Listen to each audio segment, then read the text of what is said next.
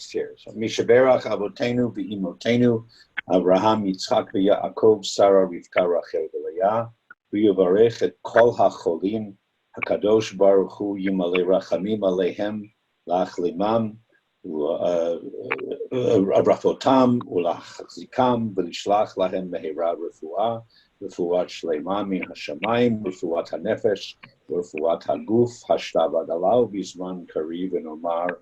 Amen. May the one who blessed our ancestors of old, Abraham, Isaac, and Jacob, Sarah, Rebecca, Rachel, and Leah, bless and heal all those who are ill and struggling in our day. May the blessed, the Holy One, be filled with compassion. May their health be restored and their strength be revived. May God swiftly send to them complete renewal of body and spirit. May God send to all who care for us a sense of compassion and strength. And let us say, Amen. Amen. Very Good. nice. Thank you. Thank you. So, Thanks for the request, Bruce.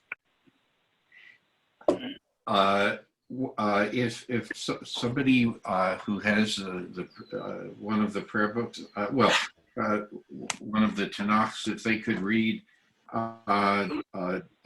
Genesis 17:1. Okay. And Abram was 90 years and 9 years old.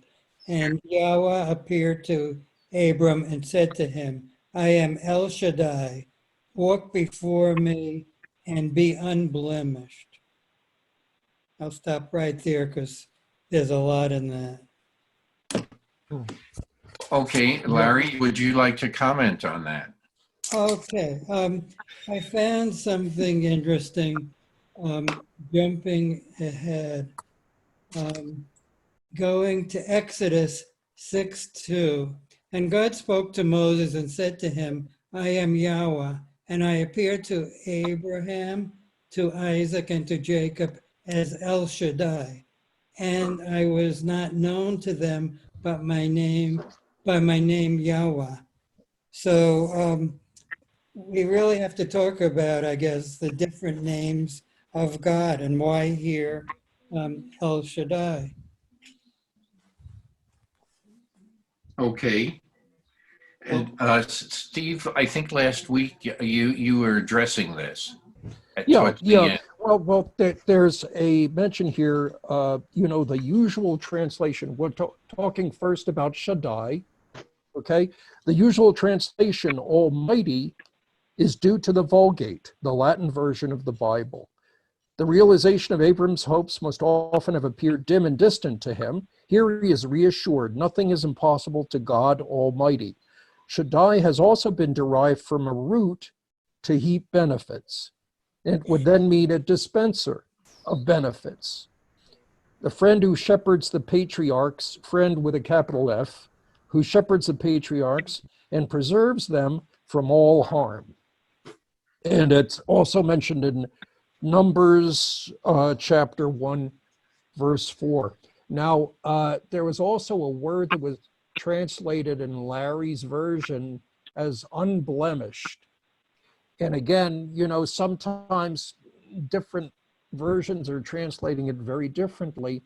The word in Hebrew is tamim, which we talked about last time also, which actually means tamim in modern Hebrew means naive, but it probably originally came from the the root was tough mem and was sort of being whole or being wholehearted. Noah, that's the word, that's the adjective that's used to describe Noah. Noah ish tzaddik v'tamim was a righteous man, and tamim was whole. So, he's not telling Abraham to be unblemished because, you can't, that's something you don't have any control over, whether you're unblemished or not, but you can have control over whether you're wholehearted or not.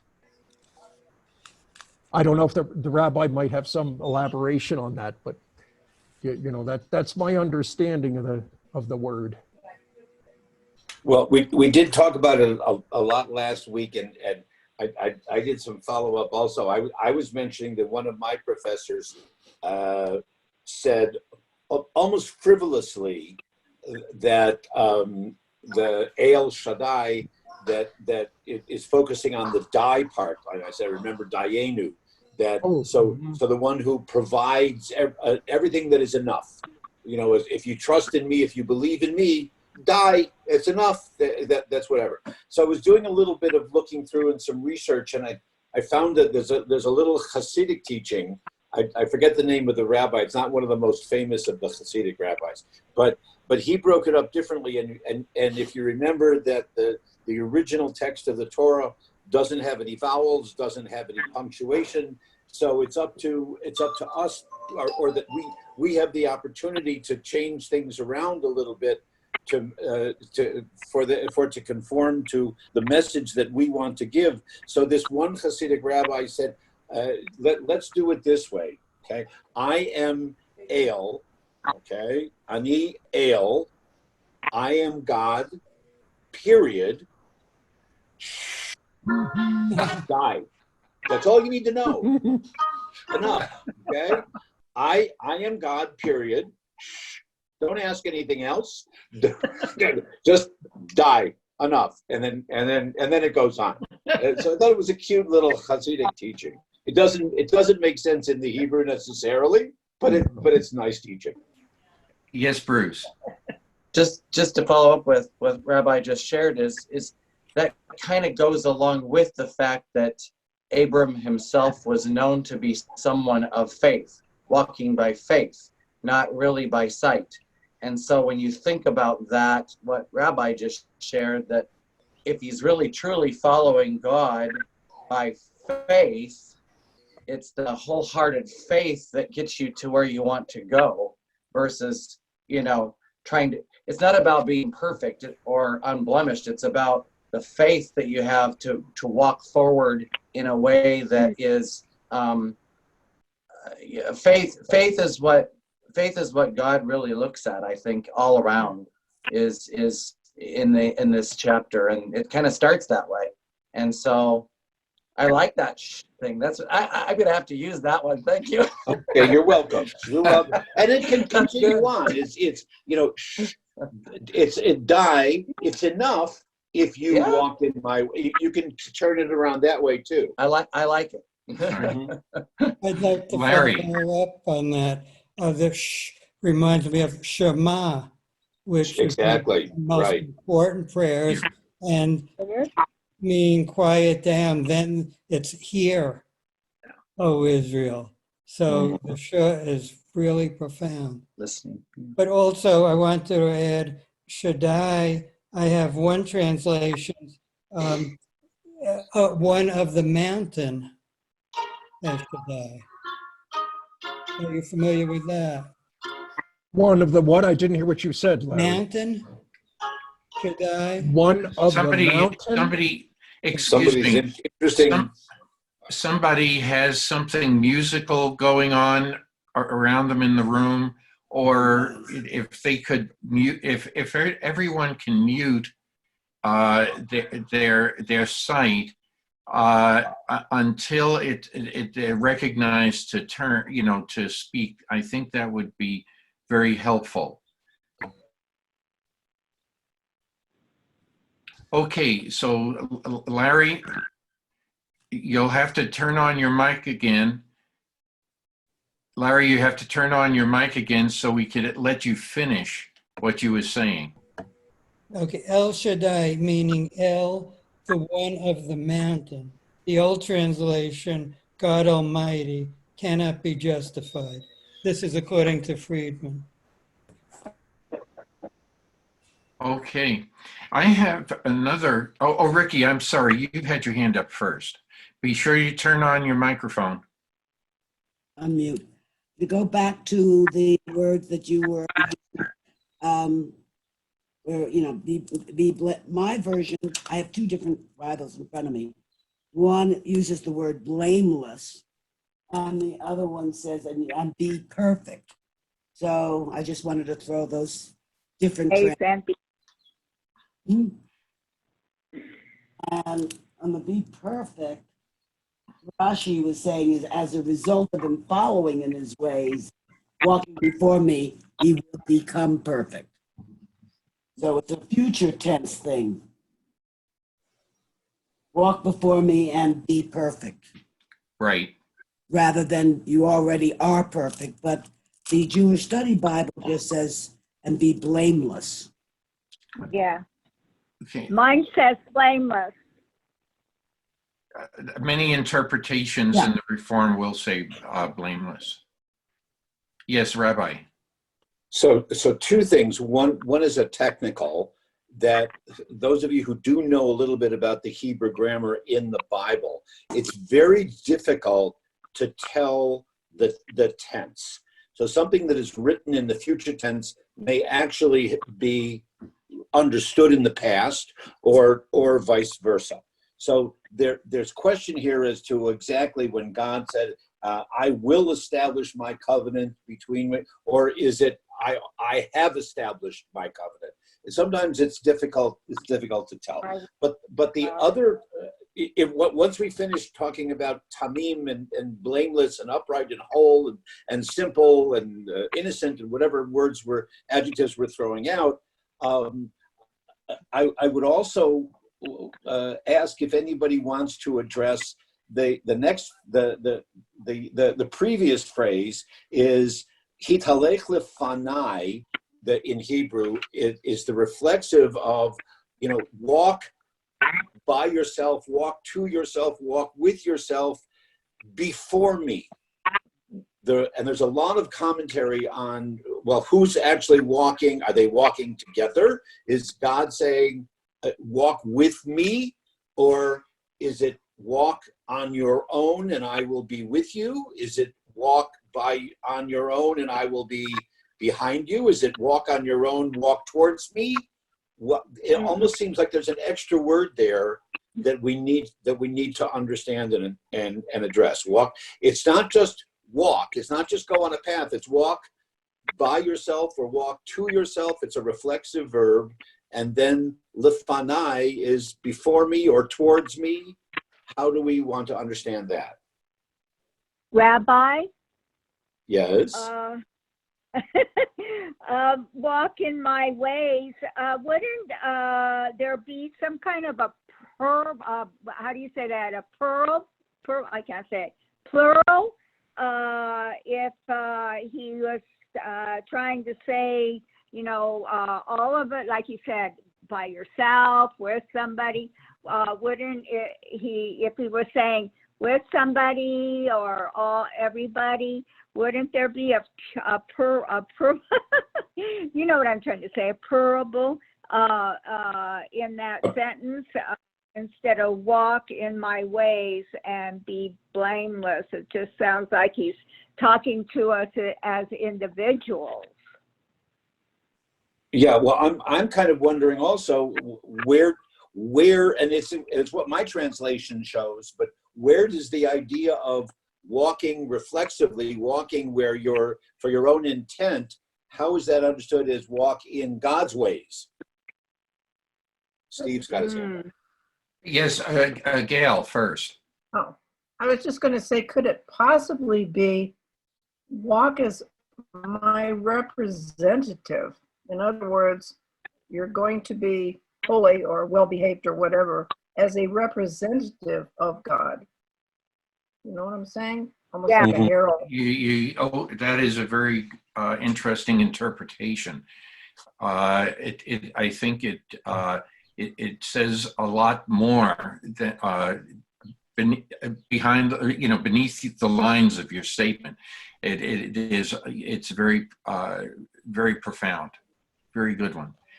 First Steve and then Ricky. Oh, Yep. okay. Well, again, going back to the Hebrew, as the rabbi said, hitalech is reflexive, but it can also be an ongoing activity.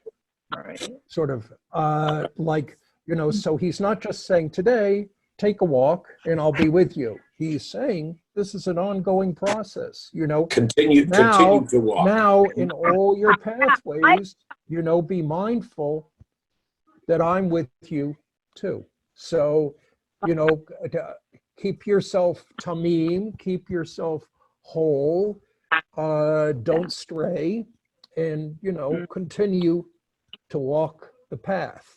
This is sort of an ongoing process, okay? It's not ending right away. Ricky, And that's you going had back to the something. Hebrew. Yes, You had I something just to keep say. I keep thinking of and walk humbly with your God. Micah 6:8. I think that we're portending that.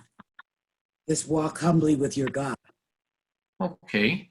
And Helene, I know you're taking a sip from your mug, but you had your hand up. No, I didn't. Oh, okay. Anyway, But I do agree. okay. We should walk. There was another reason for bringing up some of the topics that I did earlier.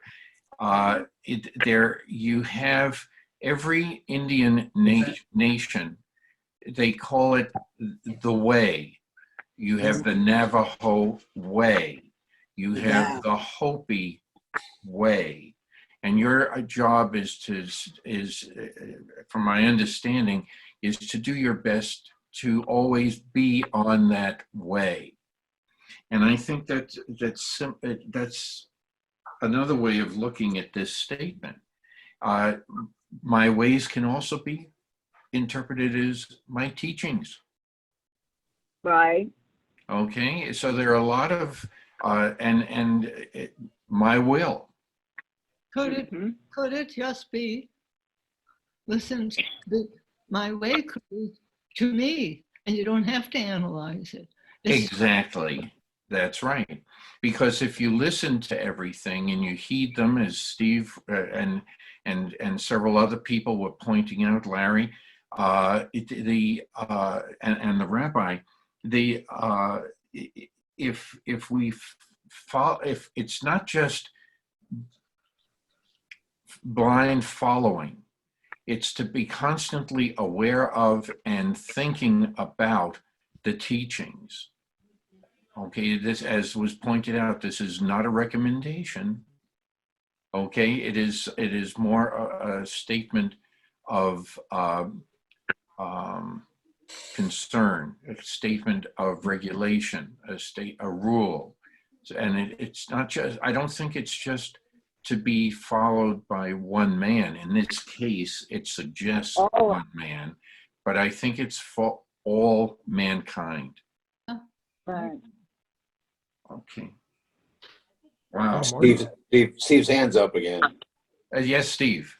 Yeah, no, you mentioned about path in the Native American tradition and so on. Actually, there is a rabbinic term of halacha, Yes. or halacha.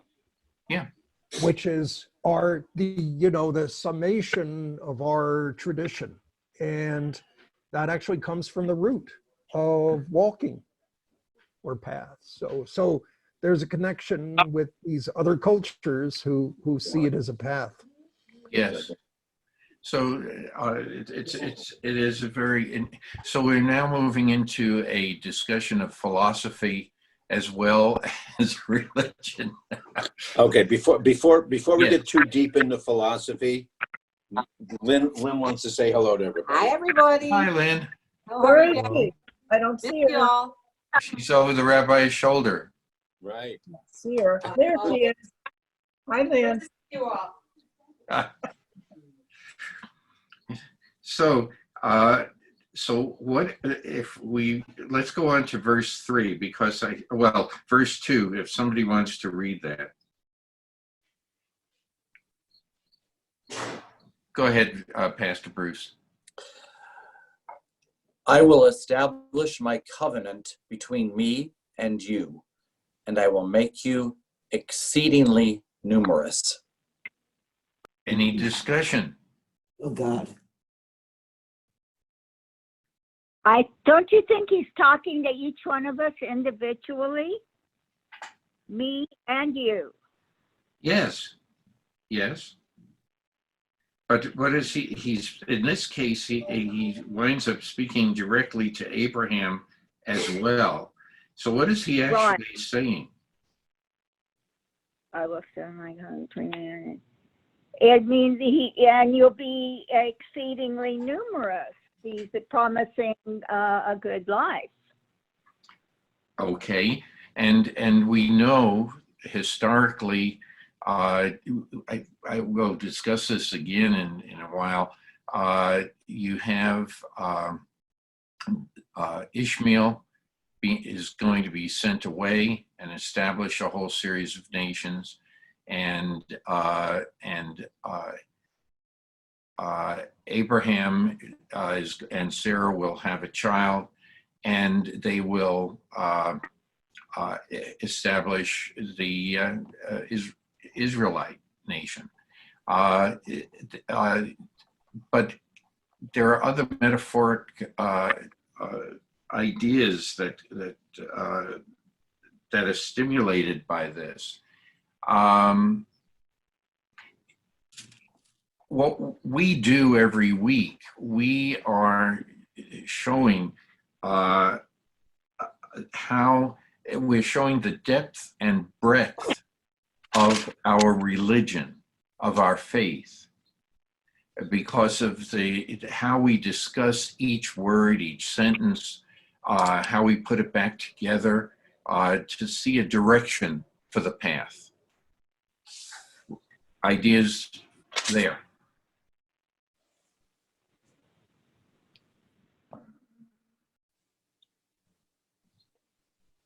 Wow, that's the quietest we've ever been. Right. Well, you have because you have Christianity, which is going to have its roots in Judaism. You have Islam, that's going to have its roots in Judaism, for different reasons, but the roots are there. And you had other movements stem from that as well. As you approach the Common Era. So this becomes an issue not just for having children. This has a tree of life with many limbs. And so that's how I see it in my mind, that it is not, so it could be the tree of knowledge, it could be the tree of life, but here I think it's speaking specifically about life with many limbs, but they're all related. I don't know. Rabbi, do you have any comments about that? I really don't, Marty, with apologies, because I was thinking and following a different pattern in my own questioning, something else that I saw in the text that I hadn't really seen before. So okay. if you want to continue with this, otherwise I'll take it in a different direction. Okay, Helene has her hand up, and then we'll come back to the rabbi. When you speak of a tree with many limbs, do the limbs have beautiful blossoms on them? And does the religion live up to what the tree was supposed to give? And with Judaism, I believe it does. And we blossom. And I'm not 100% sure about the others or any percent, but I know that Judaism's true. They are the roots to God, and we blossom. Very, very profound. Amen. Any other discussion? And if not, I will turn it over to the rabbi again. He's distracted. Oh yes, Bruce. Okay, Bruce and then Ricky. Yeah, distractions are good, especially if it's the wife. And it's a necessary one. I was just going to share that within the Christianity branch of the tree, one of the things that is, well, there's two things. One is, if you read the early writings of Judaism and Christianity in the first century, it was just interesting. We were talking about Navajo and Hopi, and so anyway, Christianity originally was called a sect of Judaism called the Way, which I found, we were talking about that. I just thought that was interesting from the first century's writings. It says that. But second of all, within the writings that I read regularly from the New Testament, Christianity is very much connected to the roots of Judaism. And one of the things that we feel very strongly about as Christians is that we are grafted into this olive. And the idea is that it's an olive tree with lots of lovely branches. So that goes back to Israel. That goes back to the fruit of that's there and the things that are there. But that the rich olive tree of Israel is Christianity considers ourselves as a part of that. And since we were talking about that, I just wanted to make sure that everybody understood that we do feel very much a part of that grafting process of roots that we have. And that's why I'm here. That I wouldn't be here if it wasn't for that in this study, because that's why I've delved back into my roots so much that I feel very much a part of that root of Israel. And so I just wanted to share that. I'm sorry. I'm sorry you can't see me raising my hand, but what about talking about natives? They actually take care of me. And what about their tree of life? Marty, Rabbi? Anybody? What do you read? Susan, what do you read? The natives have the tree of life. I mean, that's one of their, everywhere they have the tree of life. Is that the same tree that Rabbi's talking about, or I'm not sure. I don't think I would do justice to answering that. I'd have to look a lot of that up. Can I jump in on Helene? Yes, Ricky. Yeah, on Helene's comment that, according to Helene's opinion, that the Jews are the only ones that have blossomed. And I think that's a very ethnocentric statement. There's blossoms on all the limbs of the tree. Not just yes, Judaism blossomed, Christianity blossomed, we've all blossomed. We're all part of the same thing. And, later on they use the analogy of the body. You have a hand, you have a foot, they're different, but they're still all part of one.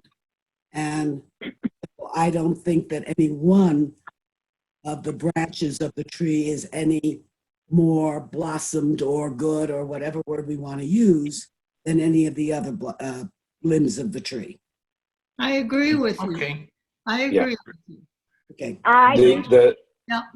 The simple way of the way that the rabbis and the commentators would say is that's why in that phrase at the end of verse 2 or whatever, it is the word me'od is repeated, is be me'od. So whether it's you'll be blessed and you will prosper through Isaac as me'od and as Ishmael as me'od, and we go in many different directions, but they all come back to you initially. Exactly. Okay. As the root of the tree or the trunk of the tree, if you will. Thank you. Any other discussion on this?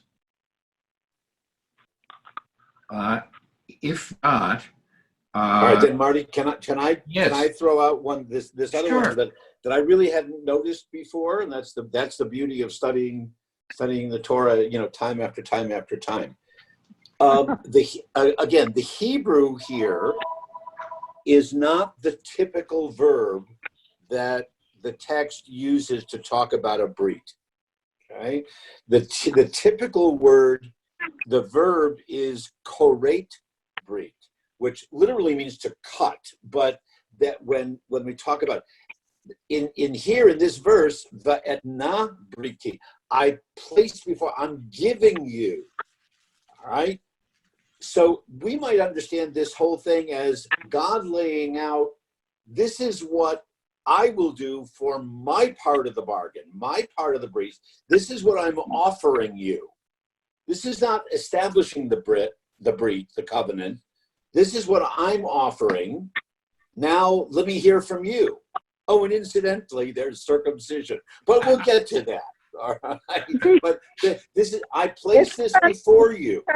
Okay. This is my part of the bargain. Then we'll get to your part as well, rather than we've already established very good. I see because a distinctive difference there based on the Hebrew. Yes. Susan, did you have something you wanted to say? No, Marty, thank you. Oh, okay. Because one of the things we have to remember is what we've been reading over the past several weeks. And it's any covenant, there are two parties or more, and somewhere in between there's the best solution. And I'm not going to say 50-50. It isn't always that way. It's rarely 50-50. But somewhere between the pieces or the parties, there is a wholeness that will come of the situation. Those people who are mediators understand this process, but there has to be a feeling of both parties that they want to commit to that process and to find a solution. And as we have seen the story develop, this is one of the ways this story comes. This is one aspect of this whole theme of coming. That God and belief in, or having faith in God, belief in God, is a very strong motivating force that is going to bring unity in these types of discussions or debates or beliefs or whatever. And I think that this is just one very strong example of this process. I think all these different stories we've been reading are related to this one theme. I may be wrong, but I think we'll see other examples that support that. No, you're not wrong, Marty. You're absolutely right. Uh-oh, I said something wrong then. I shouldn't be absolute.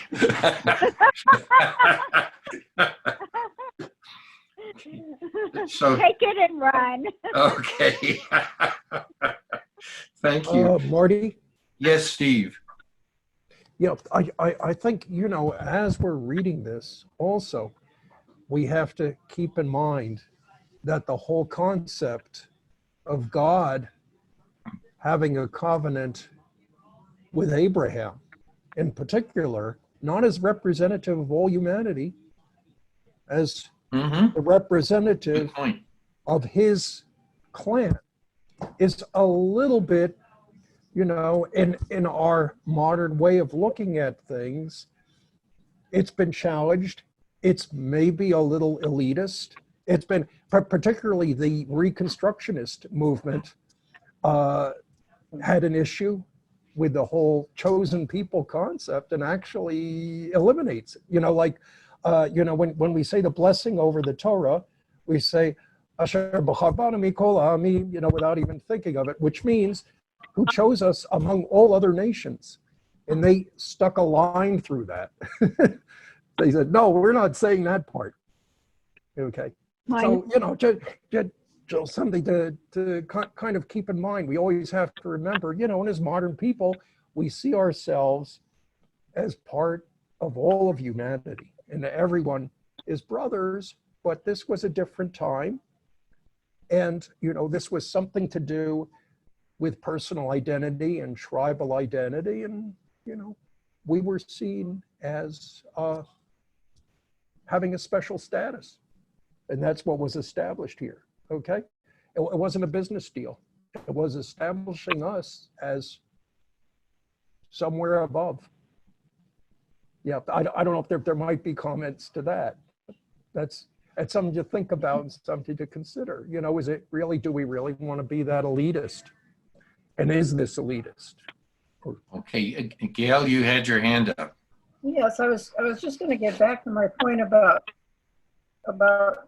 making Abram a herald or a representative, and the circumcision would be proof that he is indeed a delegate from God or a representative of God. You know, it'd be like a mark, a sign. So they needed, for instance, if you said, I represent God, or as his herald or whatever, and someone says, yeah, I'll prove it to me. Well, there it is, between guys, and it truly does. It truly is a mark. Okay. Any other discussion? So do we go on with Abraham threw himself on his face as God spoke to him further? What is that a sign of?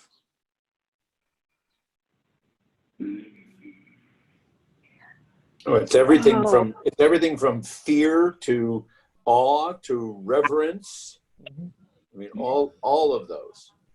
Yeah. And a sign of humility. Being subservient. Subservient, that's right. It's also usual behavior in front of a king or an emperor, not Yes. uncommonly. Mm-hmm. Yes. So it's a humbling gesture as well. It's a sign of humility. So, Ricky, did you have your hand up before? You're muted, Ricky. No, I was just fussing with something in my lap. Sorry. Oh, okay. Okay. Okay. So God is going to say further, and if somebody wants to pick up on verse 4.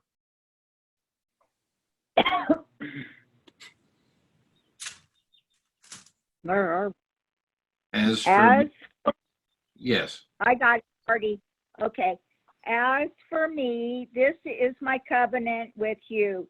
You shall be the father of a multitude of nations, and you shall no longer be called Abraham, but your name shall be It's Abram. Abram, and then it's going to change. Abraham. Your name shall be Abraham, for I make you the father of a multitude of nations. I will make you exceedingly fertile and make my covenant exceedingly fertile and make nations of you, and kings shall come forth from you. I will make. Let's stop there. Let's stop there, and then you can continue after the discussion. Any discussion about the change of name? Yes, Larry. The name? I know. Yeah, there's a big name change. How did that come about? I don't remember the reasoning. Yeah, well, that's why we're going to explore that a little bit. Larry? Okay. According to Hertz, Abraham, multitude of nations. AB means father, and Raham, the second half of the new name, is an Arabic word for multitude.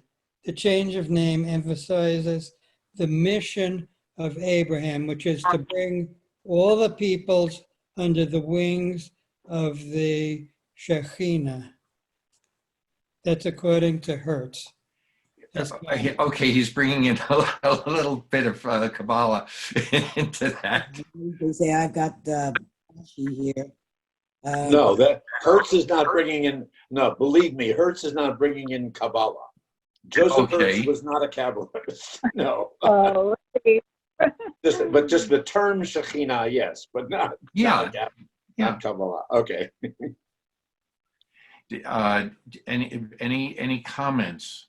I mean, the Kabbalists, have fun with this. Right. Steve, did you want to make any comments?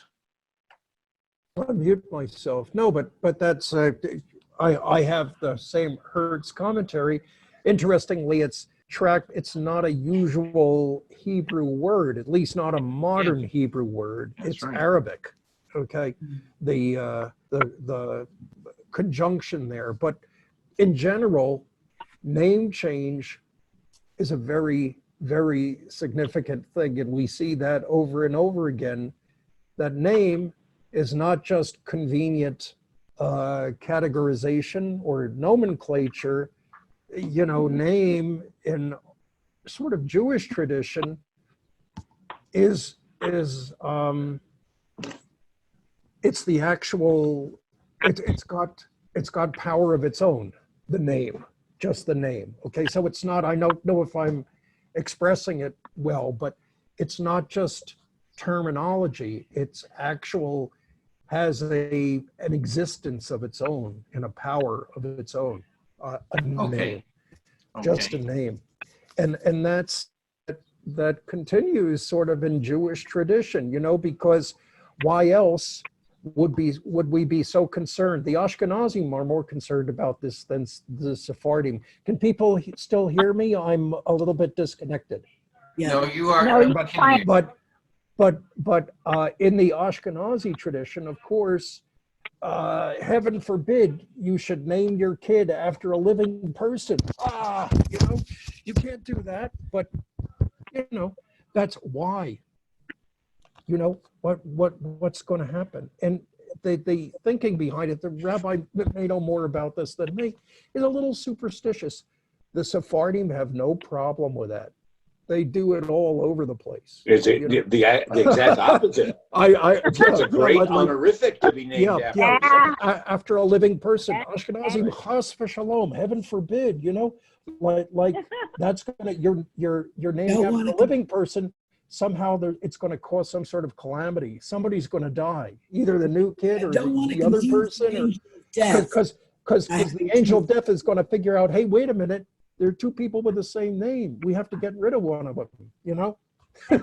I don't know what the thinking was, but names are funny. Also, when I did the genealogy on my family tree, I saw something very interesting, that the Hebrew names were very consistent.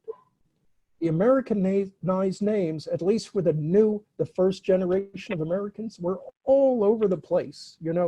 Like I had a great uncle whose name was Itcha, or Isaac Itcha, was his sort of diminutive in Yiddish. And that's got a perfectly good translation into English, is Isaac. He never called himself Isaac, or maybe sometimes he was always finding new names, like sometimes he appeared in the newspaper as Irving, and sometimes Irwin. It was so arbitrary, because these were like the Goyish names. They weren't important, Right. And my father was Jaime, and somebody decided that was Irving, And all through his childhood, he was Jaime, Jaime. And then, all of a sudden, the American Army just wanted to go on the name on the birth certificate. So then he became Irving. Okay. All of a sudden. But Real good story. Just a little bit about names and the Jewish sort of view of names. Ricky, you've had your hand up. Yes. Let's see. The converts do not come from the patriarchs. Rambam states all converts are considered descendants of Abraham because the Torah calls him the father of nations, and therefore a convert can be called a son of Abraham. This means that the spiritual mission of mankind, which began with Adam, is now transferred to Abraham. That's a reading. Okay. Kabbalistically, Rabbi, would you want to say something about the letter Hey? What the Kabbalists said about the letter Well, Hey? the letter Hey frequently stands for God. That's the simple. So it's adding God's name into his life, kind of a thing. That's what they do with it, right? Isn't that just short for Hashem? Isn't it supposed to represent Hashem, or is it not related to that? I don't know exactly if that, which came first. I don't know if Hashem and then just to put the letter Hey, or if the Hey is just the one of the four letters of the Tetragrammaton, and because also they'll do just the Yud in rabbinic literature, just the Yud with a psik over it will refer to God's name, or like also. two Yuds, right? Yeah. So it's arbitrary, but it's a nice little way of remembering that God's, and we've used that in in blessings very much. If you put the Hey in the middle of your, there's got to be. It sounds like almost like it's a Broadway tune. Put a Hey in the middle of your name, and something like that. Well, it's an interesting. The reason I bring this up is the reference that has been made to Shekinah as also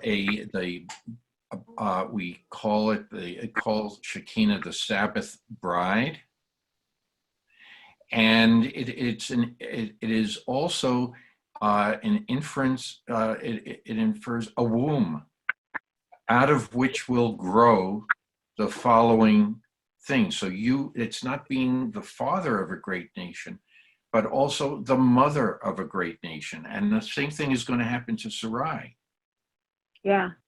So, well, I'm not sure that I mean, I follow your thinking, Marty.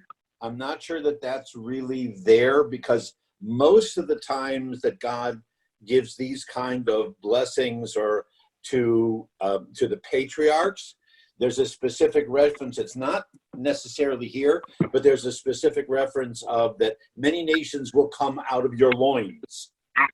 And they it's missing in this particular phrasing, but that phrase is usually there. That the coming out of your loins will be the many nations. But go ahead. okay. Any other discussion about that? Okay. Let's go on a little further.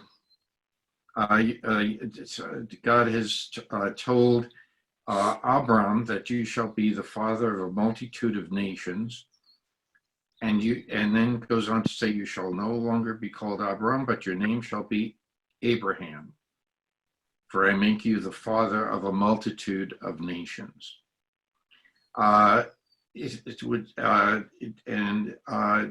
If somebody would like to read verse 7. And incidentally, I'm sorry, just go back. As I said before, because it's there for a second time in verse 6, that phrase of b'mod me'od, that the rabbis see that, or you'll be fruitful, and that will bring, this people or this tribe, this clan, and then there's another clan in that sense too.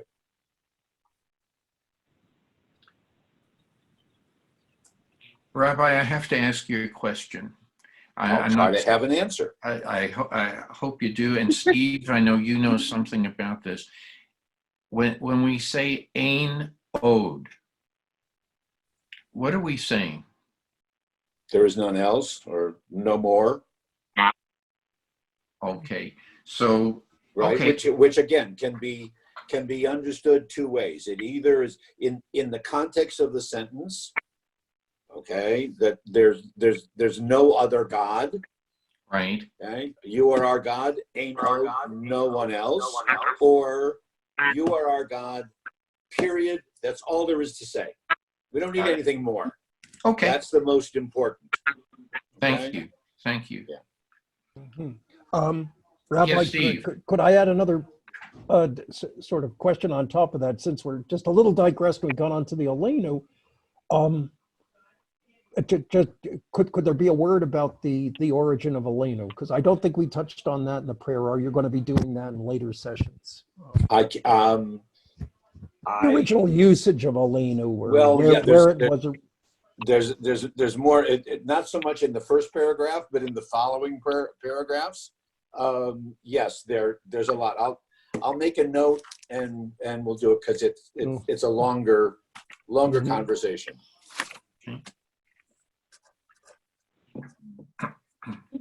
So can anyone do a little reading? Yeah, I will. Where are we? We're at 7.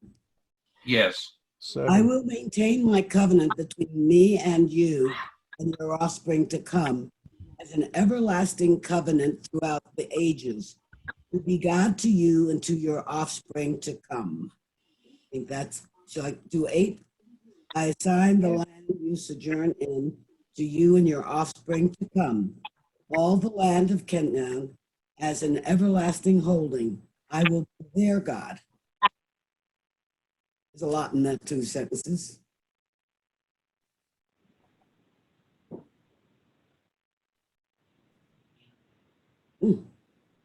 Nobody's. Ricky, did you want to add more?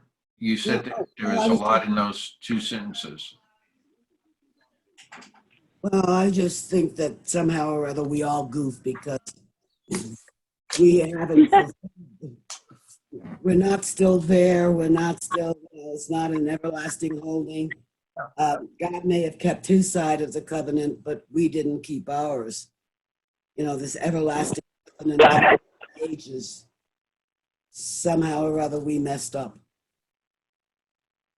Any comments about that? What Ricky just said?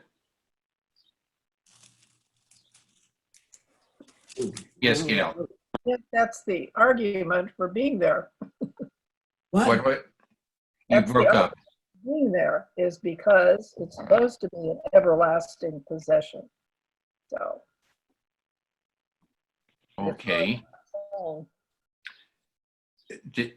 Larry, did you have any comment on this or? No. Let's see what this one says. Okay.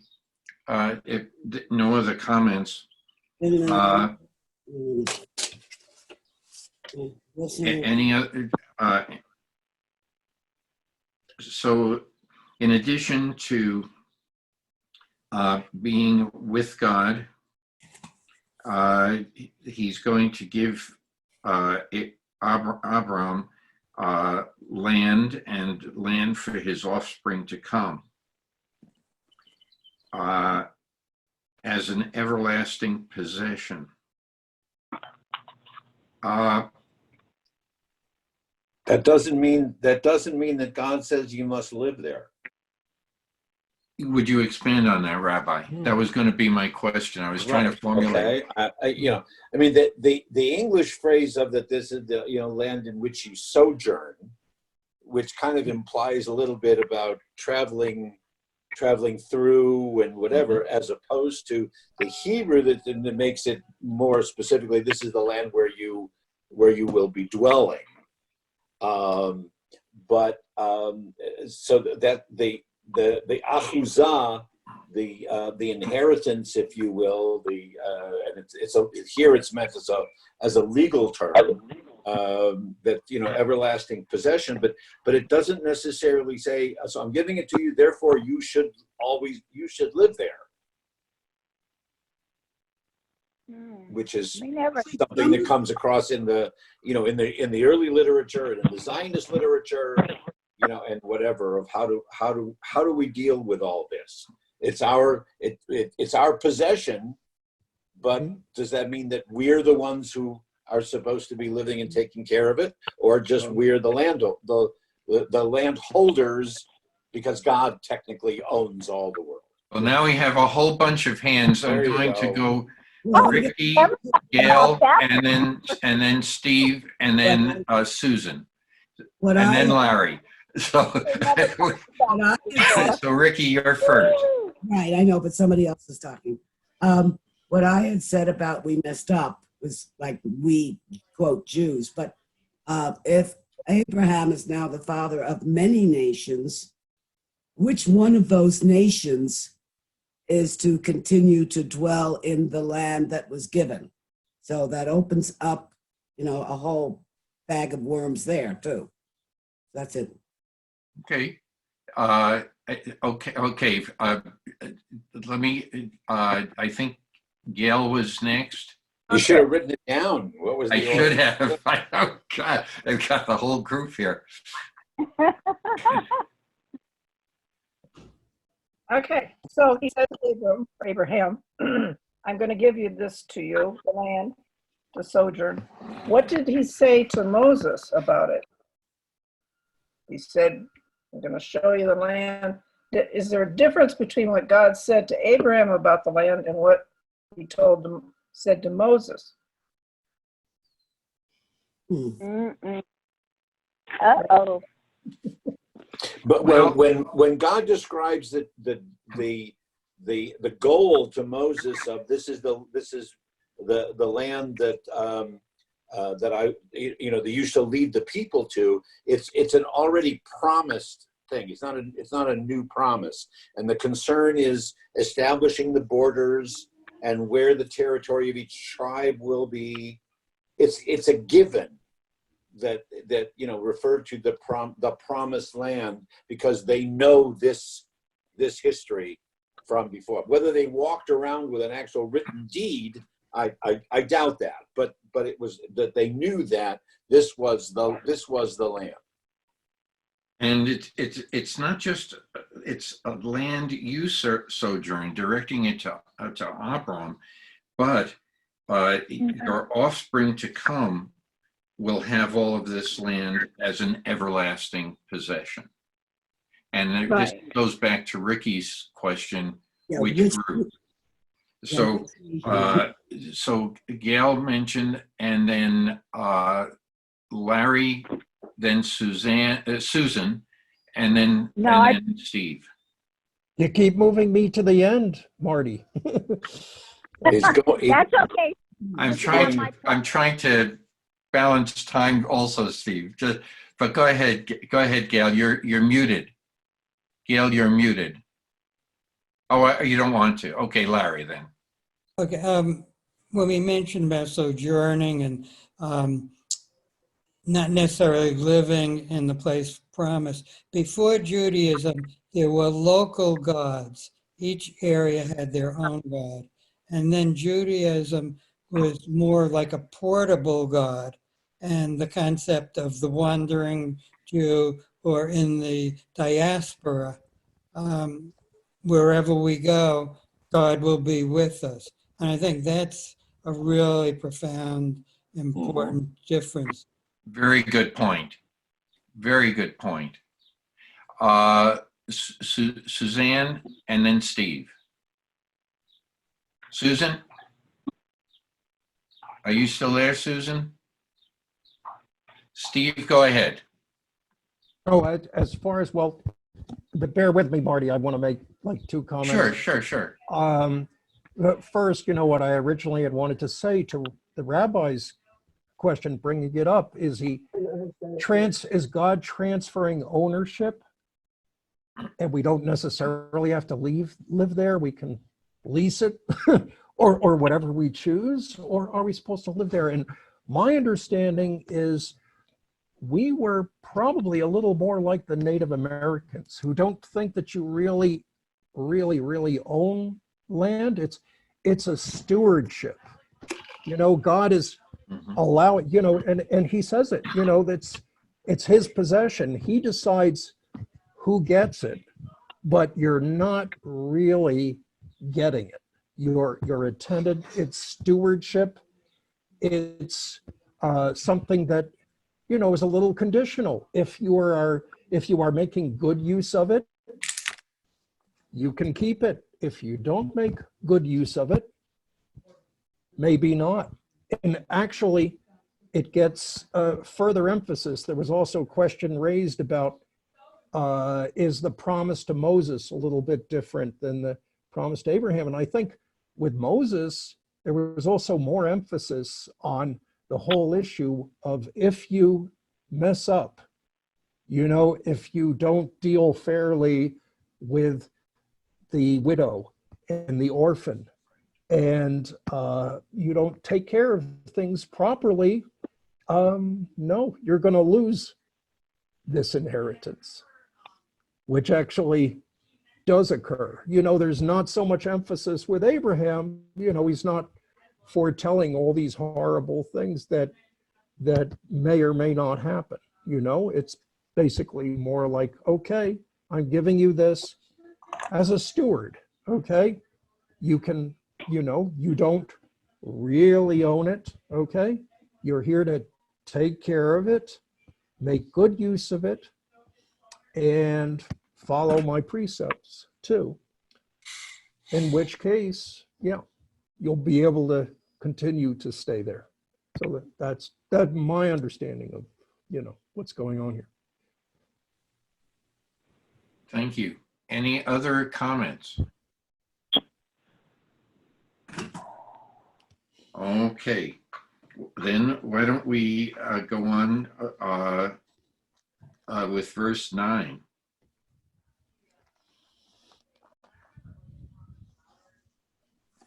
God further, oh yeah, I'm not muted. Okay. God further said to Abraham, as for you, you and your offspring to come throughout the ages shall keep my covenant. Such shall be the covenant between me and you and your offspring to follow, shall keep. Every male among you shall be circumcised. You shall circumcise the flesh of your foreskin, and that shall be the sign of the covenant between me and you. And throughout the generations, every male among you shall be circumcised at the age of 8 days. As for the homeborn slave and the one brought from an outsider who is not of your offspring, they must be circumcised, homeborn, and purchased alike. Thus shall my covenant be marked in your flesh as an everlasting pact. And if any male who is uncircumcised fails to circumcise the flesh of his foreskin, that person shall be cut off from his kin, as he has broken my covenant. Okay. Discussion. Yes, Steve. Yeah, no, just a side point that was brought up before about Muslim circumcision. I actually, when I was a hospitalist for a while and had to do circumcisions, I was asked to do them also on by parents who were like Pakistani Muslim. And at least one time I asked them, are you sure it's okay? I'm not Muslim. Well, I don't know if the Muslims do any davening or not. Apparently it's not essential. And they said, you know, it's fine as long as you cut off enough, you know. That's all. That was emphasized, you know, not to do it halfway, you know, just make sure you're doing it properly. But if you do it properly, we don't care. You don't have to be Muslim, you know. And it was done on babies. Right. It was done at the in the newborn nursery. So Yeah, you know, I don't think Muslim, it's a little bit fluid like that. Yeah, I don't Rabbi, think yes. in Islam, I don't think that it's viewed as a sacred ritual. I think it's a practice, but it doesn't have the same, whatever the right word is, sanctity. There, like you said, I don't think that there are blessings associated with it, and they're much more concerned about.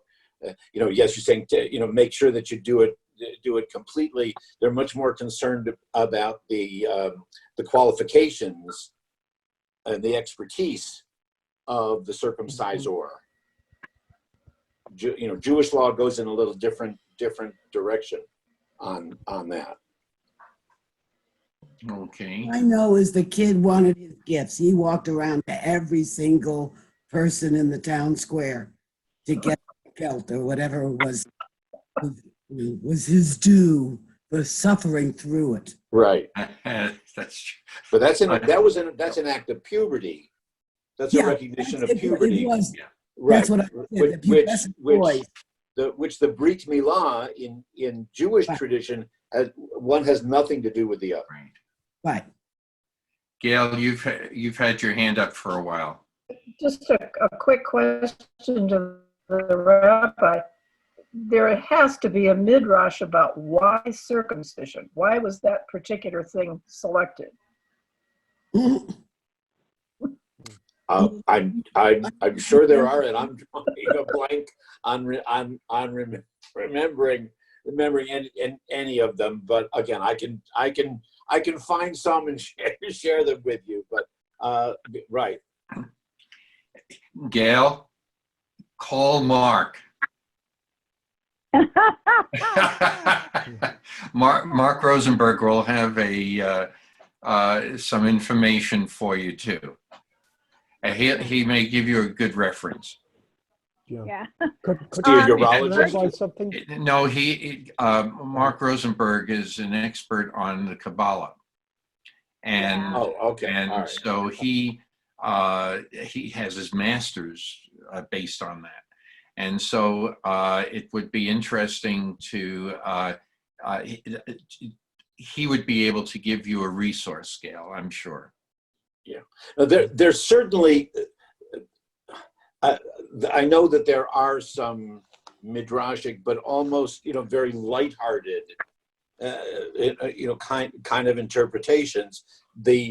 I can tell you that most of the focus of the literature is on the recognition of the importance of it being on the 8th day, rather than why circumcision, why the foreskin of the penis is what they focus on for this sign of the covenant. Yes. The literature is much more concerned about doing it on the mitzvah of circumcising on the 8th day. Could there be traditional health reasons, for example, less transmission of sexually transmitted diseases, the same way a prohibition of pork and trichinosis? Could be. Sometimes, yeah.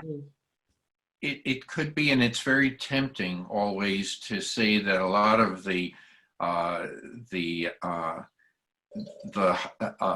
halakha or halakhalaic law has been reinterpreted in modern times that they're for health purposes or for things like that. We really don't know here. It really implies that it's of it's a sign of the covenant between God and man, and that it requires faith. So what you said is fine. Yes, Susan, yes. Yeah, because in those, of course, God probably knew that, it was for a health reason, but he called it a covenant.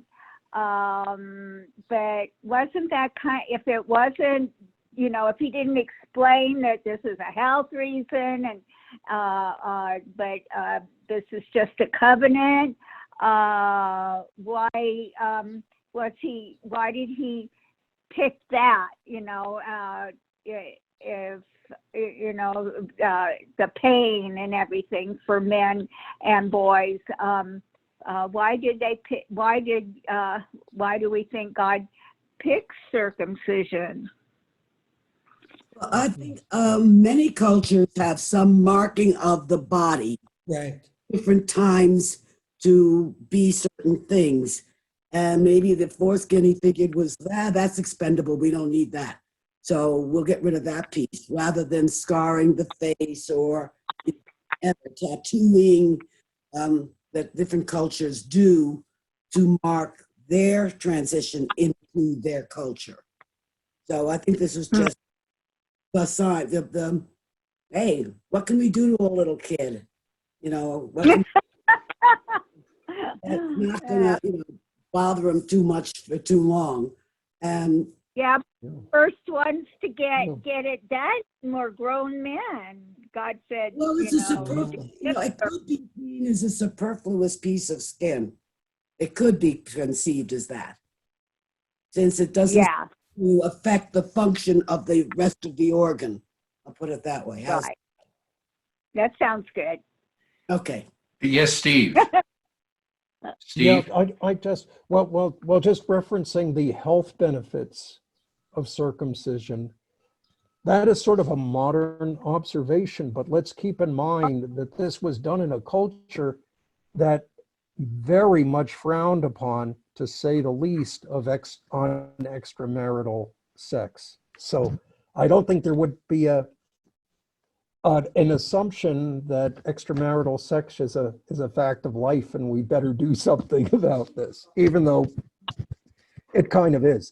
But anyway, I just wanted to also ask a question of the rabbi about, because I'm unable to find an etymology. I don't know what the origin of the term Brit Milah is, even though, mimol means circumcised and everything relates to circumcision. What's the actual word? Sorry. Well, I'm not aware also of any other meaning of the Hebrew word, limol, other than cutting. I think it's very specific.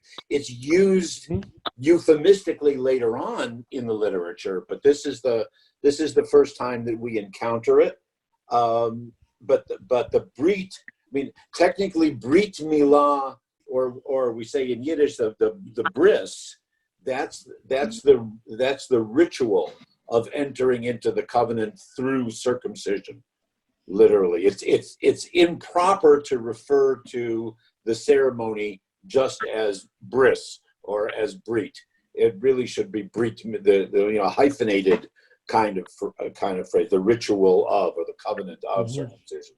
But I like you. But the origin of the actual word, mol, or where that's coming from, because like as you said, it seems to relate just very specifically to that one case. Yeah, I mean, again, they use it euphemistically later on for what? To cut something off, or to partition to partition something. I think it's there's one in the Book of Kings, but whatever. But I think this is the first time in the text that we encounter the verb, and so that it obviously referred specifically to this act. There's a commentary in Plout that deals with circumcision, but just based on our discussion, one portion of the discussions says that circumcision is to be performed on the 8th day after birth and may take place on the Sabbath and festivals. If at all possible, it should be performed on the 8th day, not earlier and not later. But after the circumcision, the father of the child says a benediction, and that this benediction and it says, and it's in quotes, "Praised be thou, O Lord our God, King of the universe, who has sanctified us with thy commandments and has bidden us to enter him into the covenant of Abraham, our father." Lahachniso lebrito shel Avraham Avinu. That's right. And it's saying that we're now we're removing something that is going to allow the newborn male is to enter into the same covenant that God made with Abraham, it says so that he may also. It's not just the covenant, but it goes on. May he be introduced to the study of Torah. Okay, and so an education in understanding our ways, to the nuptial canopy, and to good deeds. So there's much more to this than just the belief. It's a life It's a life dedicated to the belief. You wouldn't be doing these other things if you didn't have a dedication to that belief. Well, except are you inviting the newborn child? Are you inviting him, and here we're talking in the masculine because of the circumcision, but you inviting him to participate in these things? Or is it, causative? Is it thanking God for giving the sanctified opportunity to the father Yes. to bring his son into the covenant, to bring him or teach him about marital laws, and to inspire him to a life of good deeds? So, so which is it? That comes out in God's discussion with Moses. Right. And so do you want to expand on that now, or do you want to? No. So just, keep it out there hanging. Okay, we'll so do. Yes, Larry. Again, we see the emphasis on the male child, on marking males with the covenant. All of this leaves out half of the Jewish population. Or Welcome but- to or a the little more. ancient Middle East.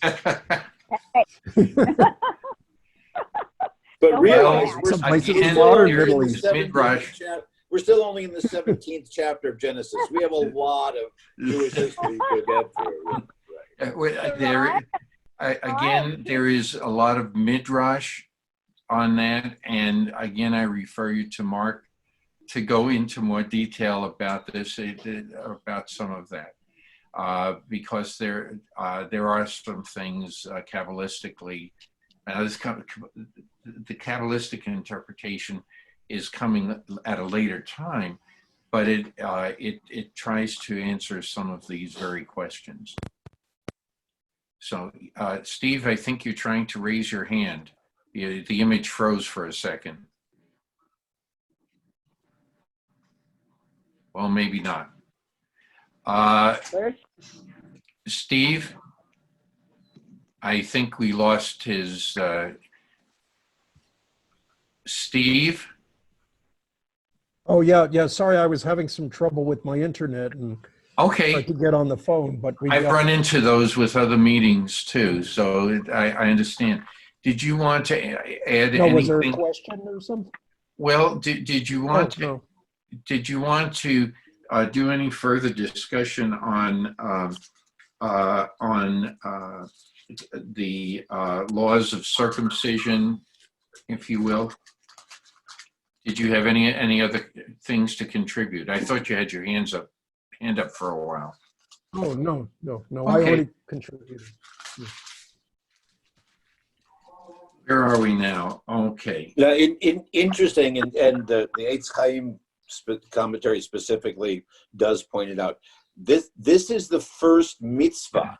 This is the first commandment that's given specifically to Abraham and his descendants. Previously, we've had other commandments for all the people, but now we're talking of something that's specifically for the Israelites, or the Hebrews, those who will come to be known as the Israelites. Right. Now, any comments about everyone else in the household, or the slaves, the servants, people like that? Any comments about that? Well, they're compelled to be circumcised. They are part of the household. There was a concern back then, it wasn't as, if you will, as enlightened a time. There was great concern about foreign influences. And I don't think within your household, it was considered advisable to have people in your household with other practices. So, if they're your slaves, they're not supposed to be doing their idolatry under your nose. They have to be part of this. Okay, first Larry and then Ricky. Okay, back to the rabbi's point of this being first commandment. Yet when we talk about the 10 commandments, the Decalogue, which is in two different places, this is not mentioned as one of those commandments. Right. Right. But then later, it's really only in later history that the 10 commandments per se, as words, and they're called the 10 words or the 10 sayings, take on a different, a special importance. Traditional Jewish history talked in terms of the 613, not just the 10. So it's much later on that the 10 that are on the tablets are given special importance. Thank you. Yes, Ricky. I just wanted to reread 13 specifically says they must be circumcised, homeborn and purchased alike. So that definitely means your entire household, except the women. So that Yeah. means that the slaves, the man slaves. All the man slaves have to be circumcised also. Okay. And the resident alien. Yes. All of them. Mm-hmm. That's right. But it This- doesn't say the resident alien that I see here. It says, as the homeborn slave and one bought from an outsider who is not your offspring, they must be circumcised. Yeah. I don't see anything here about the resident alien. No, not in this particular phrase, but the resident alien is included. Anyone who is quote unquote within your gates and is subject to or obligated to the the lifestyle of the tribe or of the clan. Okay. Rabbi, I have a question, and it deals more with the Islamic religion. You brought that up, but they also circumcise women. What?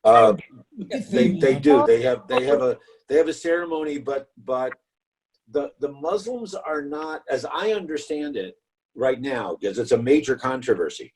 The Muslims are not subject to a guiding principle that Jews and Christians have, which is that that when it's a matter of conflict between civil authorities and God's word, that you frequently defer to the civil authorities.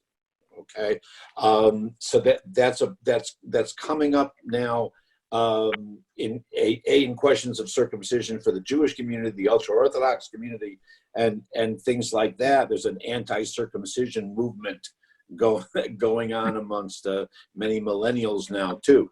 But the Muslims have to deal with the fact that local authorities, health authorities, and whatever are banning, they're prohibiting any kind of a ceremony, a circumcision ceremony. There's another term, and I'm blanking on it.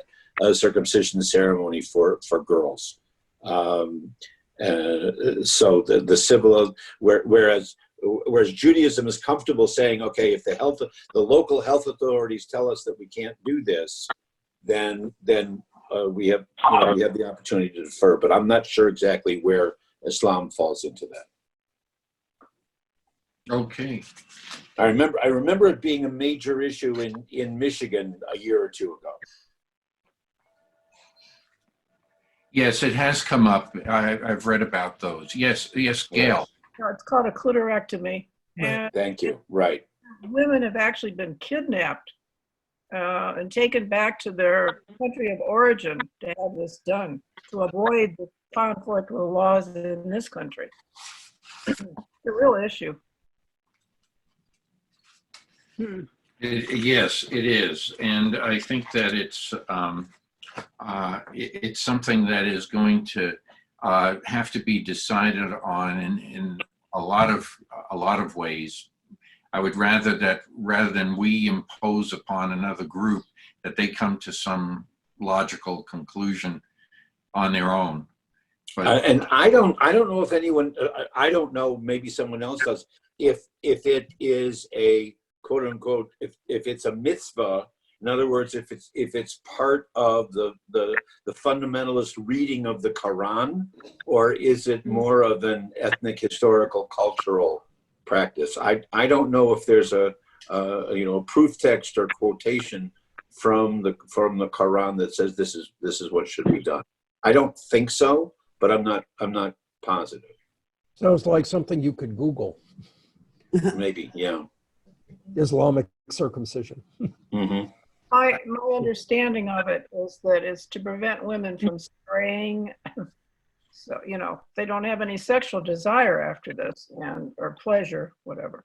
And that's why it's done. And, because honor of the household is numero uno, particularly with the men. So that's why it's done. Ruth Bryn. Yes, you had a comment, Susan? No, Oh, okay. sorry. Ruth Bryn, who is a poet, and some of you may remember I bring in her poetry periodically, and she has a comment about this. And what she did in a series of poems, she did her midrashes on, you can say a poetic drash that deals with this. And the title of her poem is "To be Repeated by the Seed of Abraham." Oh, nice. I will, and the quotation is, "I will bestow my blessing upon you and make your descendants as numerous as the stars of heaven and the sands of the seashore." Mm-hmm. By what shore did Abraham walk when he heard God's promise of posterity? Oh my God. It must have been a broad and sandy beach with stars flung like jewels across the sky. Surely to number the grains of sand would have baffled the brain of Abraham. Nor was he an astronomer who could count the stars. Yet when he walked by the sea that night, his mind could leap to infinity. Grant us, Lord, peace to walk beneath the stars by field or wood or restless sea. Let our minds dwell as Abraham's did, not on known or numbered things, but on you. Let our souls reach out as the soul of Abraham, rejecting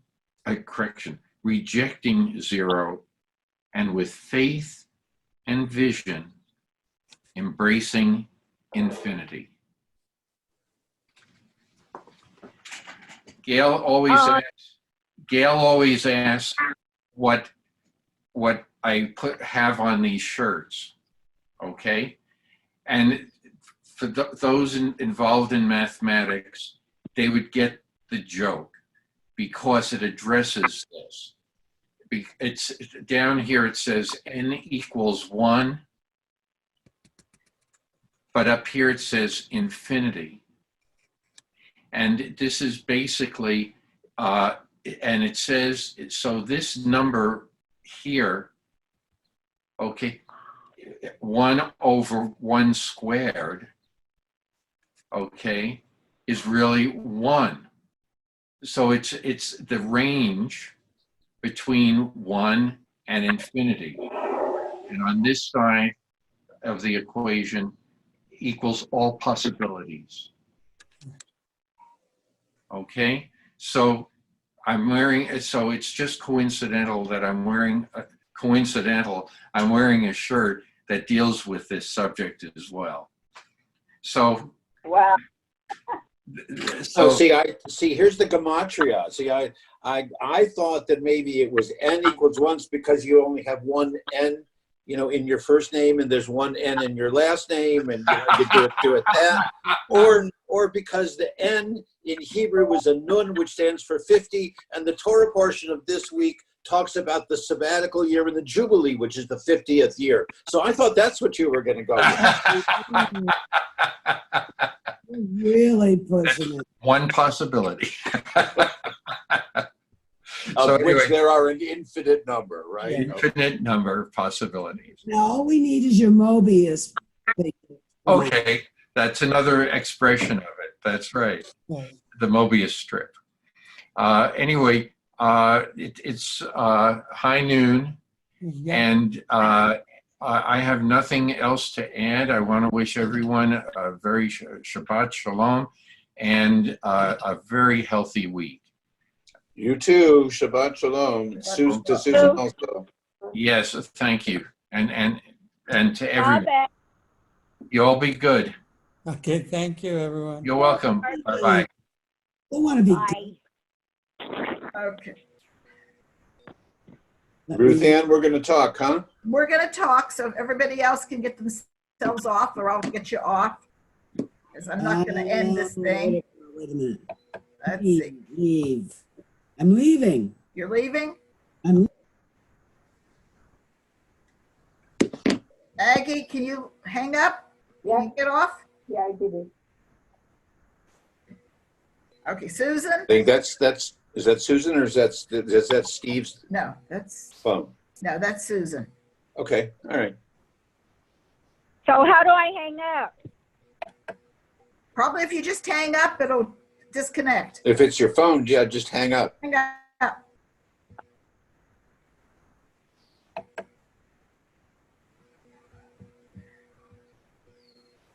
That's interesting. There we Got go. her off. Okay. Anyhow, I've been watching YouTube videos while everybody was talking. I looked at that stuff from the reform movement. I glanced over the section for presidents. It was Okay. interesting, but didn't really say anything more than common sense. Right. A lot of it is. Yeah. There was a section to sign up if you're not a member. Should I or? I don't think that you need to. I mean, you're welcome to, but I don't. I'd be afraid that they would then start bombarding you with that. Well, there's a cost for this and a cost for that, and a cost for this, and so let's just take advantage of the fact that I can have access to it and then forward it on to you if necessary. Sounds good to me.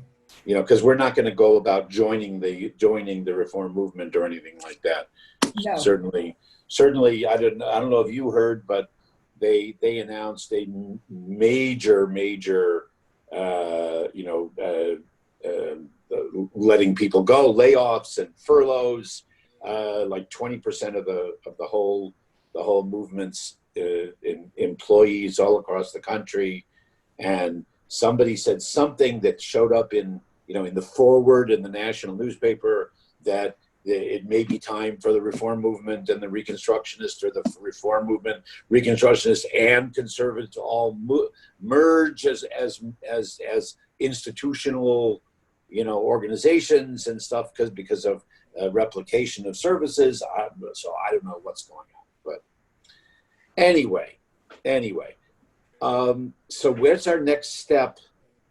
If we're going to try to get it, well enough in form to do a live stream next Friday. So what we still need to do some. I feel we still need to do some practicing, dry run. Yeah. Right now, I'm fairly comfortable doing Zoom. It's not as user friendly on my part as I think the streaming would be. I've got to play around with streaming a little bit more. It's a totally different thing for me. Okay. And then I found the flip chart, so I'm going to try that. It's hard on this computer. This computer I have set up I could do Zoom or I could do with the streaming. I'll try my personal computer. This one we only have Google on it. We don't have Firefox. And I could go and download Firefox. I probably will. but I have found when you're browsing from, like, the flip chart is out on the internet, so you need to have two browsers open in order to share screen. Right. That's what I've heard. Yeah. And on this one, I only have the one, so I can't try it on this one yet. And then I would really like to figure out if I'm recording the sound with that camera. I haven't gotten sound out of it yet. And that's what I'm going to try to play around with today. Like I said, if we can't get sound, then we're going to have to use just the computer. But I think via Zoom, we should be able to do it for next Friday, no problem. And Okay, we just have to let people know in advance. Yeah. To stay muted, and you know, and whatever. So Big Brother can mute everybody. Okay. So everybody can come in muted, or I can just go and mute everybody. That's not a problem. But definitely, we'll still have our social hour. You know, a half an hour before. Right. Right. So no, that's a great idea. That's a great in. idea. That's a great idea. Get in and talk and whatever. And maybe by Wednesday we could try it out at the temple. Get everything over. Let me look and see what. Or whatever. You give me a date, a day, and you know. No, Wednesday. You know, Wednesday would work. Tuesday would work. The end of the week gets a little crazy, but yeah, Wednesday is okay. Tuesday's okay. Tell you what, let's do is there a study session meeting on Monday morning? Yeah, there is, but you know, we're not going to be we don't have that much to talk about. Okay. We're part of it is the finances, which I mean, I don't know if. Let me put it this way: this is a very new to me having having you here. You know. Yeah. I mean. Well, as far as.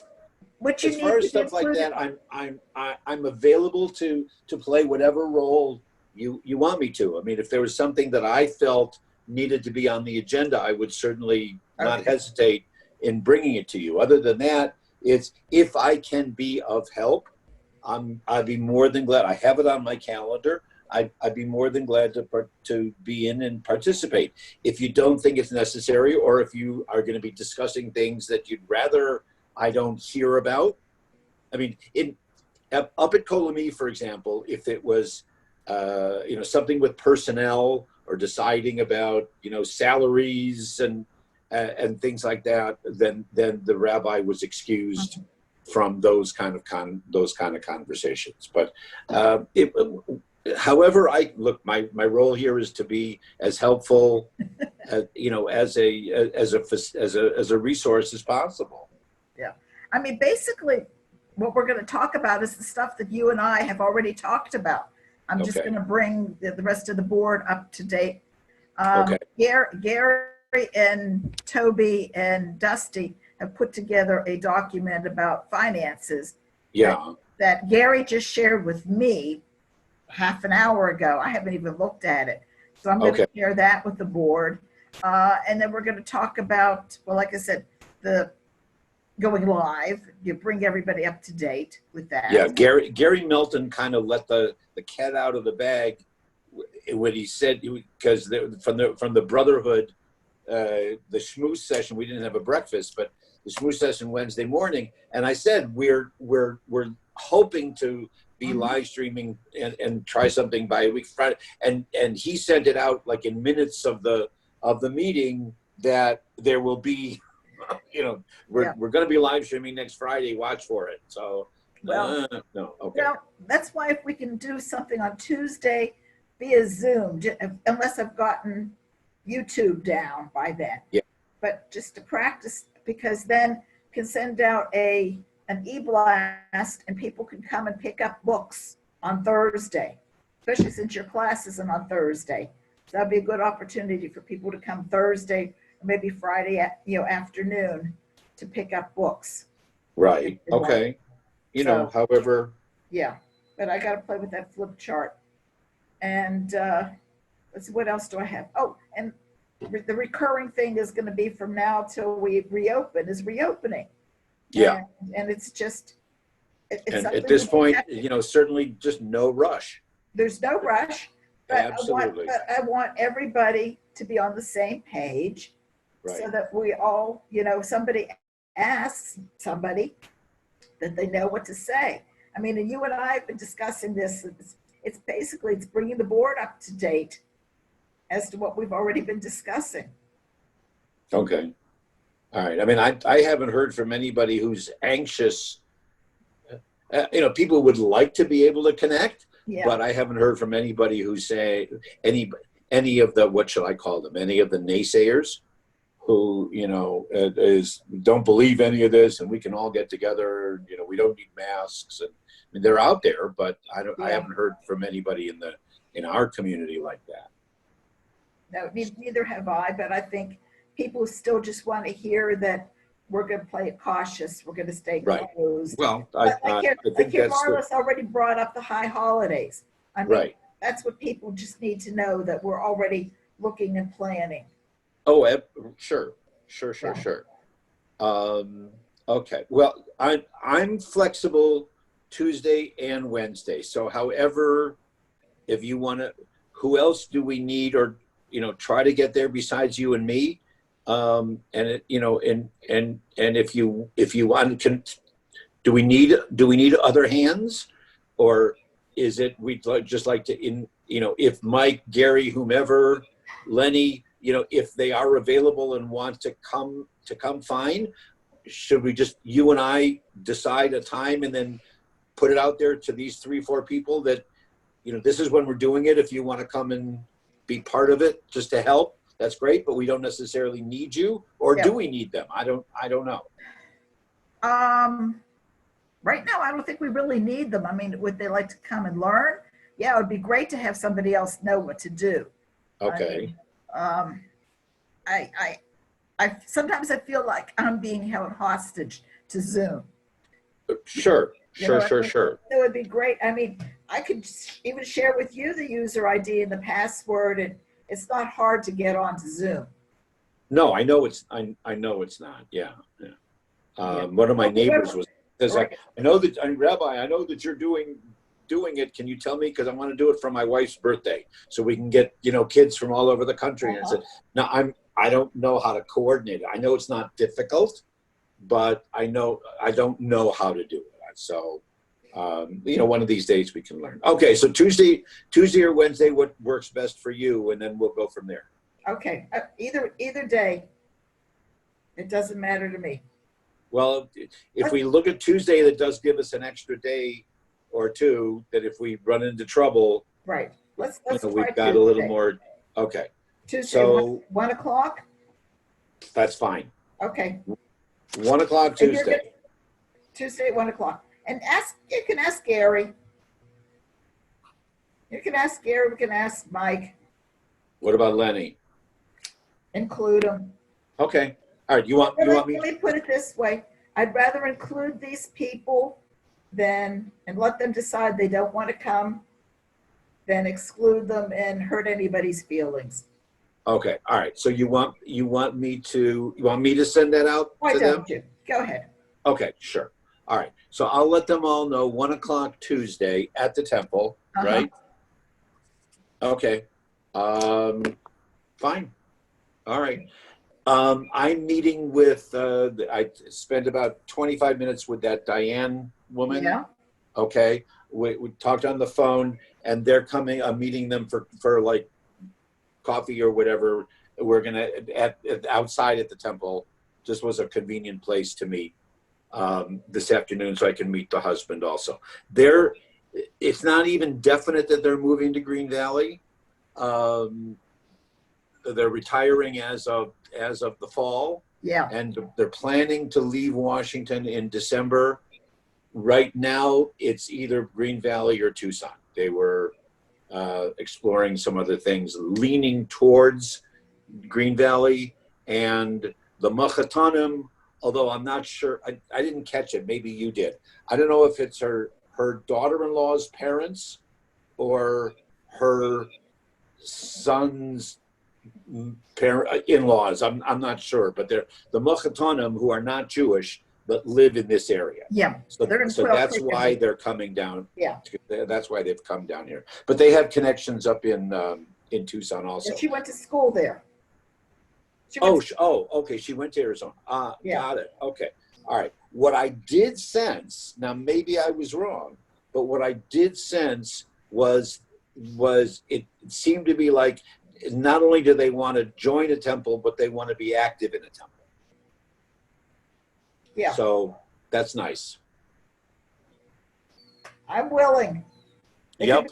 They can be president. I'll take it. I'd rather work on this technology. Right.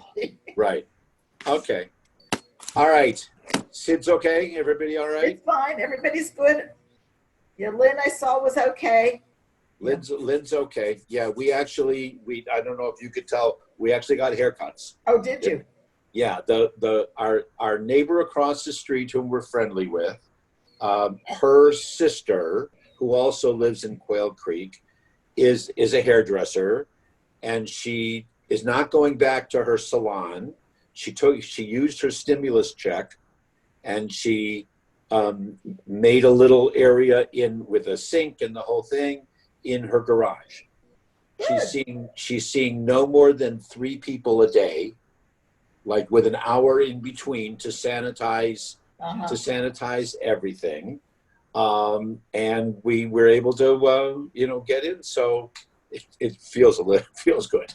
I need a haircut. It's too long. It just Right. Yeah. It was just getting ridiculous. So our kids will probably be upset at us that we did that, but I wouldn't go into a barbershop or anything like that. But under these circumstances, the garage doors wide open, everything is sanitized and whatever. So we felt good. All right. okay. I will see you on Tuesday. If not before. Okay. Shabbat shalom. Shabbat shalom. Take care.